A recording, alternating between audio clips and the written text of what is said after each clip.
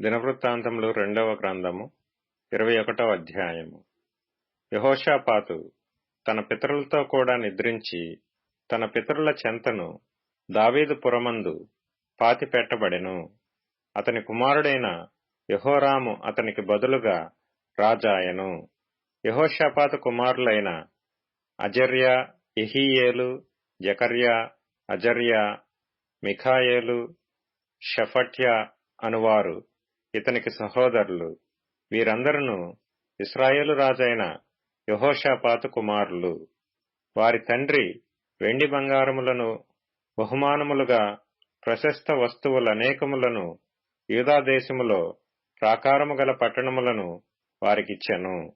అయితే యెహోరాము జ్యేష్ఠుడు గనుక అతనికి రాజ్యమును ఇచ్చెను.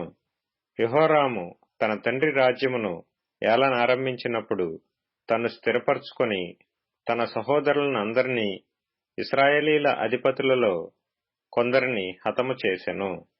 యెహోరాము ఏలనారంభించినప్పుడు 32 వాడు. అతడు యెరూషలేములో 8 సంవత్సరములు ఏలెను. అతడు ఆహాబు కుమార్తెను పెండ్లి చేసుకొని ఆహాబు సంతతి వారు నడిచిన ప్రకారముగా ఇశ్రాయేలు రాజుల మార్గమందు నడిచెను. అతడు యెహోవా దృష్టికి ప్రతికూలముగా ప్రవర్తించెను. అయినను యెహోవా తాను దావీదుతో చేసిన నిబంధన నిమిత్తమును అతనికిని అతని కుమారులకును నిత్యము దీపమిచ్చెదనని చేసిన వాగ్దానము నిమిత్తమును దావీదు సంతతిని నశింపజేయుటకు మనస్సు లేకయుండెను.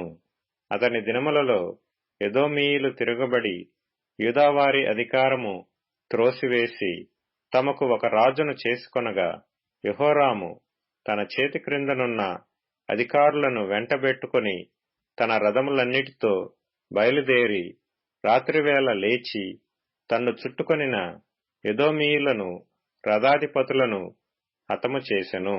కాగా నేటి వరకు జరుగుతున్నట్టు ఎదోమీయులు యూదావారి చేతి క్రిందనుండక తిరగబడిరి.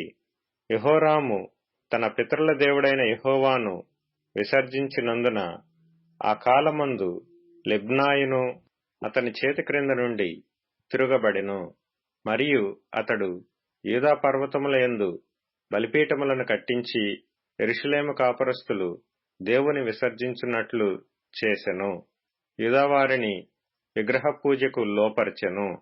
అంతట ప్రవక్త అయిన ఏలియా యొక్క పత్రిక వ్రాసి అతని యొద్దకు పంపెను. నీ పితరుడగు దావీదునకు దేవుడైన యెహోవా సెలవిచ్చినదేమనగా, నీవు నీ తండ్రి అయిన యెహోషాపాతు మార్గములందైనను యూదారాజైన ఆసా మార్గములందైనను నడువక ఇశ్రాయేలు రాజుల మార్గమందు నడిచి ఆహాబు సంతతి వారు చేసిన వ్యభిచారముల చొప్పున యూదాను యెరూషలేము కాపురస్తులను వ్యభిచరింపజేసి నీకంటే యోగ్యులైన నీ తండ్రి సంతతి వారగు నీ సహోదరులను నీవు చంపియున్నావు. కాబట్టి గొప్ప తెగులు చేత యెహోవా నీ జనులను, నీ పిల్లలను, నీ భార్యలను, నీ వస్తువాహనములన్నిటినీ మొత్తును. నీవు ఉదరమున వ్యాధి కలిగి మిక్కిలి రోగివై యుందువు. దినక్రమేణ ఆ వ్యాధి చేత నీ పేగులు పడిపోవును.